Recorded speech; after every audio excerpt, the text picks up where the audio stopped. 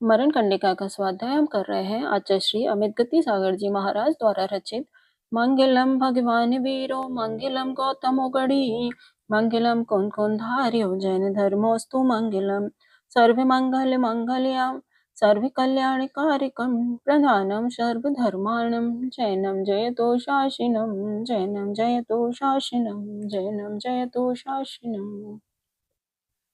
कल हमारा जीव अधिकार तक समाप्त हुआ था। आज आगे अजीव अधिकार का पढ़ेंगे। दूसरा, अजीव अधिकार के निर्वर्तना, निक्षेप, संयोग और निसर्ग ऐसे मूल में 4 भेद हैं। पुनः निर्वर्तना के 2, निक्षेप के 4, संयोग के 2 और निसर्ग के 3 भेद हैं। निर्वर्तना के 2 भेद बताते हैं। शरीर द्वारा खोटी प्रवृत्ति अथवा शरीर को खोटे कार्य में लगाना शरीर निर्वर्तना कहलाती है। उपधि निर्वर्तना, उपकरणों का निर्माण जिनके द्वारा जीवों को बाधा हो अथवा जिनके निर्माण में ही जीव घात होते हों, उसे उपधि निर्वर्तना कहते हैं। निक्षेप के 4 भेद हैं।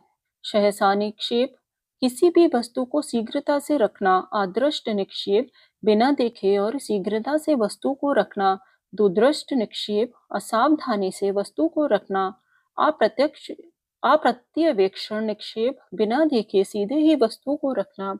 विशेषार्थ निर्वर्तना के 2 भेद हैं, शरीर निर्वर्तना और उपधि निर्वर्तना।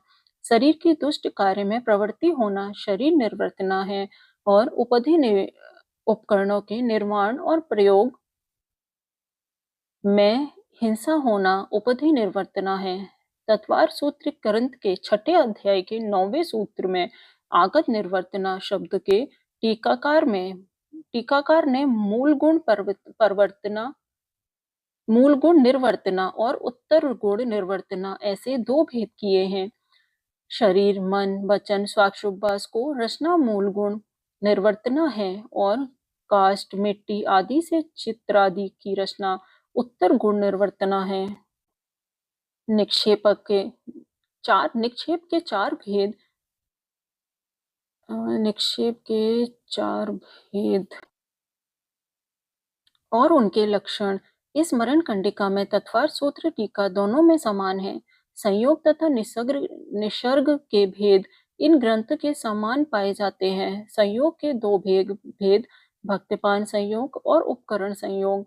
तत्वार सूत्र में आहार और पानी का मिलना भक्तिपान संयोग है और कमंडल आदि अन्य के उपकरणों से शोधन करना उपकरण संयोग है।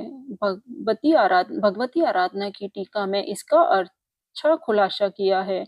आहार और पानी का ऐसा संयोजन की जिस संयोजन से समूर्छन जीवों की उत्पत्ति हो। इसी प्रकार उपकरण संयोग में उपकरण का परस्पर में मिलना मात्र नहीं है, किंतु इस तरह मिलाना कि जिससे जीव पीड़ा संभव हो। जैसे शीत स्थल में रखे हुए कमंडलों आदि को धूप आदि से तप्त हुई पीछे से मार्जन करना, पुस्तक का मार्जन करना इत्यादि।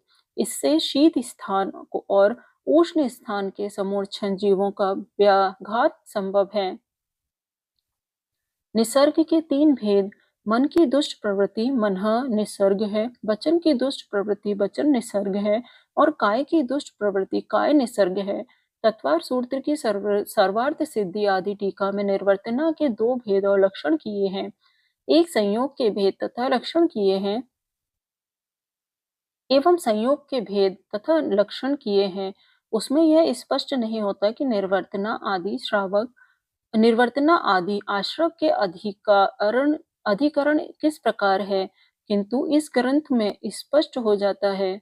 आश्रव के आधार या अधिकरण को 2 भेद हैं, जीव अधिकरण और अजीव अधिकरण। जीव या जीव के भाव एवं क्रिया के आधार से जो आश्रव होता है वह जीव अधिकरण है और अजीव की क्रिया के आधार पर जो आश्रव होता है वह अजीव अधिकरण है।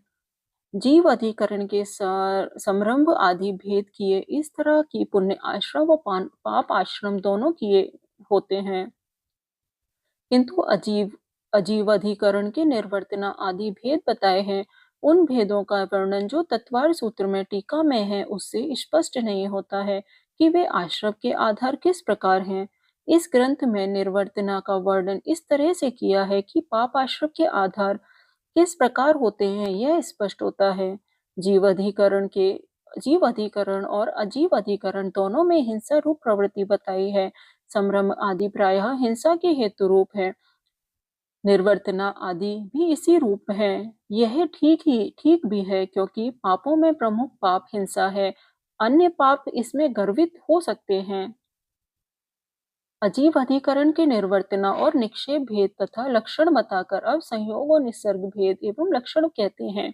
आहार और पान का परस्पर इस तरह मिलाना जिससे जीव बाधा हो, वह आहार पान संयोग है, और पीछे कमंडलू पुस्तक आदि उपाधि या उपकरणों का परस्पर में इस तरह मिलाना जिससे जीव बाधा हो, वह उपाधि संयोग है। निसर्ग के तीन भेद मन की दुष्प्रवृत्ति, वचन की दुष्प्रवृत्ति और काय की दुष्प्रवृत्ति, जिस कारण से इंद्रिय सुख जीव हिंसा के बिना प्राप्त नहीं होता, उस कारण से जो इंद्रिय सुख की अपेक्षा नहीं करता, वह पवित्र अहिंसा का पालन करता है। अर्थात अहिंसा का पालन करने के लिए इंद्रिय के सुखों का त्याग करना आवश्यक है। जिस कारण से कसाई से कलुषित चित्त वाला व्यक्ति जीवों का वध करता है, उस कारण से कसाई रहित मुनि अहिंसा के पालने में समर्थ माना जाता है। शयन आसन, किसी वस्तु का रखना, उठाना, भ्रमण इत्यादि सभी क्रियाओं में अप्रमत्त मुनि का जीव रक्षा व्रत है। अर्थात इन सब क्रियाओं को करते समय प्रमाद को छोड़कर जीवों की रक्षा करना, यही मुनि का व्रत है। जो मुनि विवेक पूर्वक आचरण करता है, प्राशुक आहार का सेवन करता है, मन वचन काय को गुप्त वश में कर रखता है, उस मुनिराज में दया व्रत अर्थात अहिंसा व्रत अखंडित माना जाता है। यह जीव तत्व ज्ञान से रहित रति अर्थात लगन नहीं होने के कारण प्राणी वध में आरंभ से अप्रासुक आहार में प्रवृत्ति करता है तथा इनमें प्रवृत्ति हुए अन्य जीवों की अनुमोदना करता है। अर्थात ज्ञानाभ्यास से यदि लगन रुचि नहीं है, तो व्यर्थ के आरंभ आदि में जाता है, वचनादि से भी प्रवृत्त करता है। जो इस लोक में दुखों को नहीं चाहता है, उस मुनि को धैर्यपूर्वक सदा ही अहिंसा व्रत में उपयोग लगाना चाहिए। एक दिन के प्राणी रक्षा व्रत से चांडाल देवों के द्वारा प्रातिहार्य को प्राप्त हुआ था, और एक ही हिंसा से क्रूर राजपुत्र अनेक नरकों से युक्त जलाशय में फेंका गया था। यमपाल चांडाल की कथा। पोदनपुर में राजा महाबल रहता था। एक बार उसने नंदीश्वर पर्व में 8 दिन के लिए जीव घात एवं मांस निषेध समस्त नगर में घोषित किया। एक दिन राजा के पुत्र ने ही मेढकों को मारकर खा लिया, क्योंकि वह मांस लोलुपी था। उसके कृत्य का जब राजा को पता चला, तब उसने उन्हें कठोर प्राण दंड की सजा दी। न्यायप्रिय राजा का न्याय सचमुच में सबके लिए समान होता है।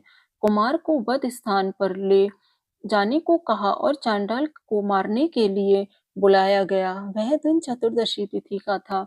यमपाल ने एक मुनि से चतुर्दशी के दिन हिंसा नहीं करने का नियम लिया था। उसने अपने नियम पर अडिग रहते हुए फांसी देने को मना करते हुए कहा कि मेरा आज अहिंसा व्रत है, मैं यह काम नहीं कर सकता। राजा को क्रोध आया। राजा ने कहा कि इन दोनों को ले जाकर शिशुमार तालाब में पोटली बांधकर फेंक दो। राजा के अनुसार कर्मचारियों ने दोनों की पृथक पृथक पोटली बांधकर तालाब में डाल दी। यमपाल के अहिंसा व्रत के प्रभाव से उसकी देवों ने जल से निकालकर सिंहासन पर बिठाया और उसके अहिंसा व्रत में दृढ़ रहने की भूरी भूरी प्रशंसा की। जो पापी मांस लोलुपी राजकुमार था, उसको तो सब मगरमच्छ खा गए। इस तरह एक दिन के अहिंसा व्रत से चांडाल बड़ी भारी विभूति और आदर को प्राप्त हुआ। तो जो विधिपूर्वक पूर्ण अहिंसा व्रत का पालन करेगा, उस मुनि के विषय में क्या कहना, वह तो निर्वाण को प्राप्त करता है। आगे अहिंसा व्रत के वर्णन का उपसंहार। यह अहिंसा रूपी जननी श्रेष्ठ पूंजी पूजा को देती है। बुद्धिजनों के द्वारा याचित ऐसे अविनाशी पद में प्रवेश कराती है, पापों का नाश कराती हुई सर्व सुखों को करती है। इस तरह अहिंसा का पालन करने पर इच्छित फल मिलते हैं। सत्य महाव्रत का वर्णन। हे साधु, तुम मन, वचन और काय से 4 प्रकार के असत्य का त्याग करो। संयम को धारण करते हुए यह जीव भाषा दोष, असत्य रूप दोष से कर्म द्वारा बाधित होता है, अर्थात संयम पालन, अहिंसा का पालन करने पर भी यदि असत्य बोलता है तो उसके कर्म बंध अवश्य होता है। 4 प्रकार का असत्य कौन है, सो बताते हैं। पहला असत्य वह है जो सत मौजूद वस्तु का निषेध करता है, जैसे मनुष्य के अकाल में मरण नहीं रहता होता, ऐसा कहना प्रथम कोटि का असत्य है, क्योंकि आगम या तर्क से मनुष्य के अकाल मरण होने का वर्णन है, यह वचन उस सत्य का अपलाप करता है, अतः यह असत्य है। अथवा द्रव्य क्षेत्र काल भाव की इस चतुष्टय की अपेक्षाओं का विचार न करके जो घट पहले था उसको वर्तमान में है, ऐसा कहना अभूत उद्भावक असत्य वचन है, ऐसा जिनेंद्र भगवान ने कहा है। भावार्थ, घट पहले था, उसको अभी है, ऐसा कहना काल की अपेक्षा किए बिना कहा गया, अतः यह असत्य है। अमुक क्षेत्र में है और अमुक क्षेत्र में नहीं है, इसका कुछ विचार नहीं करना, विपरीत बोलना क्षेत्र की अपेक्षा असत्य है। इसी प्रकार कृष्ण वर्ण का घट है तो भी उसका सर्वथा निषेध करना भी घट ही है नहीं इत्यादि रूप से पहले असत्य के विकल्प संभव हैं। अभूत उद्भावन रूप दूसरा असत्य वह है कि देवों के अकाल में मरण होता है, ऐसा कहना आगम में देवों का अकाल मरण का निषेध है, अतः उसका अस्तित्व कहना असत्य वचन है।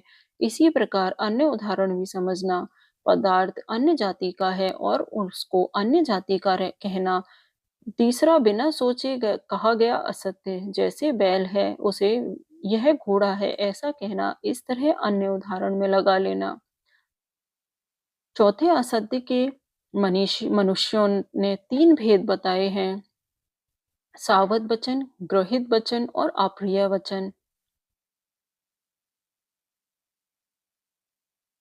कर्कश, निष्ठुर, हास्य मिश्रित पुरुष, चुगली, ईर्ष्यापरक और असंबद्ध, ये सब वचन ग्रहित कहे जाते हैं। जिस वचन से प्राणिवध आदि अखिल दोष उत्पन्न होते हैं, वे सावध वचन जो है कि सटकाए जीवों के आरंभ का कथन करता है। अवज्ञा के कारण रूप वचन, वैर, कलह, त्रस्त को बढ़ाने वाले वचन, नहीं सुनने योग्य वचन, कटुक वचन, ये सब अप्रिय वचन है, ऐसा बुद्धिमान कहते हैं।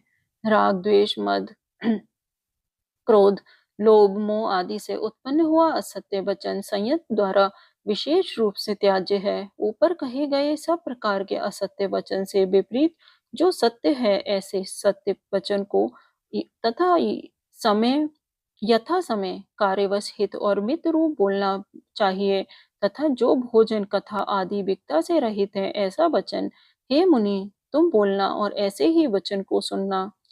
इस मनुष्य को चंद्रमा और चंद्रकांत मणि से उत्पन्न हुआ जल वैसा सुख नहीं करता, जैसा मधुर वचन सुख शांति करता है, शीतलता प्रदान करता है।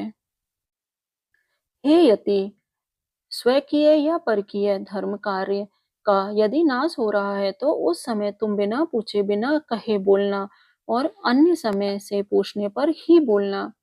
ऋषि जन सत्य ही बोलते हैं, उनके द्वारा निखिल विद्याएं हो गई हैं। वे विद्याएं सत्यवादी मिलेक्ष को भी सिद्ध होती हैं, अर्थात यदि मानव मिलेक्ष है किंतु सत्यभाषी है तो उसकी भी विद्या सिद्ध हो जाती है, फिर अन्य की बात क्या। सत्य वचन रूप बल जिसके पास है वह धन्य मनुष्य अग्नि द्वारा नहीं जलता, पानी से नहीं डूबता, बड़े वेग से बहने वाले नदी उसे बहा के नहीं ले जा सकते। सत्य से देवता वश हो जाते हैं, नमस्कार करते हैं। सत्य के कारण देवता ग्रह पिशाच से छुड़वा देते हैं और रक्षा करते हैं। सत्यवादी मनुष्य माता के समान सबके द्वारा विश्वसनीय होता है, गुरु के समान पूज्य होता है और नित्य ही बंधु के समान प्रिय होता है। सत्य बोलने वाला मनुष्य उत्तम प्रीति को प्राप्त होता है और विद्वान को आनंद करने वाली चंद्र किरण के समान सुंदर कीर्ति को सत्यवादी ही प्राप्त करता है। सत्य गुणों का आलय है, जैसे मछलियों का आलय स्थान समुद्र है। अन्य गुणों से रहित होने पर भी एक सत्य से मनुष्य प्रमाणभूत माना जाता है। सत्य के होने पर सर्वगुण प्राप्त होते हैं, संयम, नियम और तप की सिद्धि होती है। संयम भी यदि मृषाभाधी है तो वह तृण से हीन हो जाता है। यह मनुष्य चाहे मुंडन कर लेवे, जटा धारण करे, नग्न हो जाए, गेरुआ आदि वस्त्र पहने, किंतु यदि वह असत्य बोलता है तो उसका मुंडन आदि सब ही कार्य विडंबना मात्र हो जाता है। जैसे अन्न का नाश कालकूट विष है, यौवन का नाशक जरा है, वैसे सर्व गुणों का नाशक असत्य भाषण है। झूठ बोलने की जिसकी आदत है, ऐसे मनुष्य पर स्वयं की माता भी विश्वास नहीं करती, तो फिर शेष लोगों का वह शत्रु के समान क्या नहीं होगा? होगा ही। एक असत्य वाक्य द्वारा बहुत सा सत्य भी नष्ट हो जाता है। असत्य भाषी मानव सर्वत्र सदा व्यसंकित बना रहता है, अर्थात असत्यवादी को सदा शंका रहती है कि मेरा असत्य प्रकट न हो जाए। अविश्वास, भय, बैर, अकीर्ति, मरण, विवाद, विषाद, मत्सर और शोक, ये सब असत्य के बंधुजन हैं। असत्य बोलने से इस लोक में महाभयानक कष्ट, जिह्वा छेद और सर्वस्व हरण हो जाता है और परलोक में नरक गति की प्राप्ति होती है।